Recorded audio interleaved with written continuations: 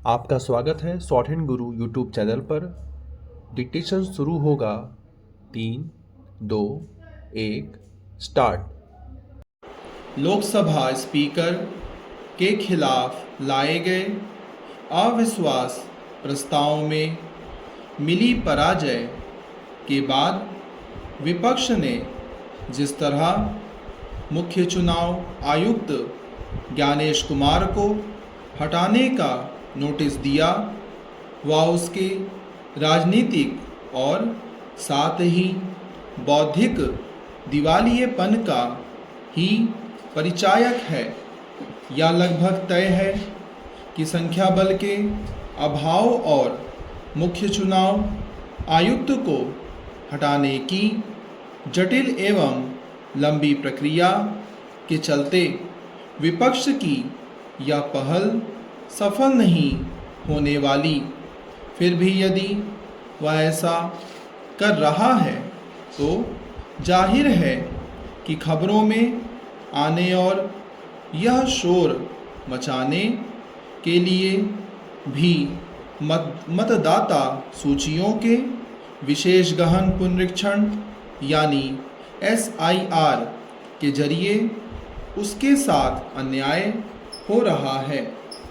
ऐसा ही शोर बिहार में SIR के समय मचाया गया था, पर सब जानते हैं कि चुनावों में विपक्ष को बुरी पराजय का सामना करना पड़ा।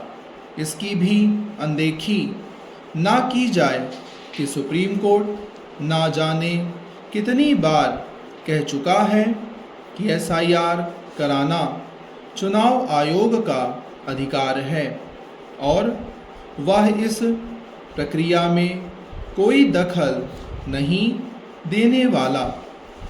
जिस तृणमूल कांग्रेस को SIR पर सबसे अधिक आपत्ति है और जिसकी पहल पर मुख्य चुनाव आयुक्त को हटाने का नोटिस दिया गया, उसे सुप्रीम कोर्ट से केवल निराशा ही हाथ नहीं लगी है, बल्कि उसकी फटकार का भी सामना करना पड़ा है।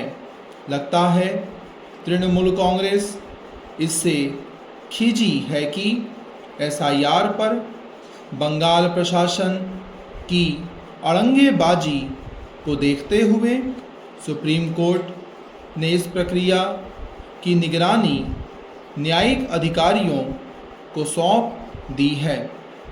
सुप्रीम कोर्ट का यह फैसला बंगाल प्रशासन की निष्ठा पर सवाल खड़े करने वाला ही है। यह भी ध्यान रहे कि सुप्रीम कोर्ट बंगाल में SIR को लेकर और सुनवाई करने के मूड में नहीं है। इसका अर्थ है कि वहाँ जारी SIR में कोई गड़बड़ी नहीं।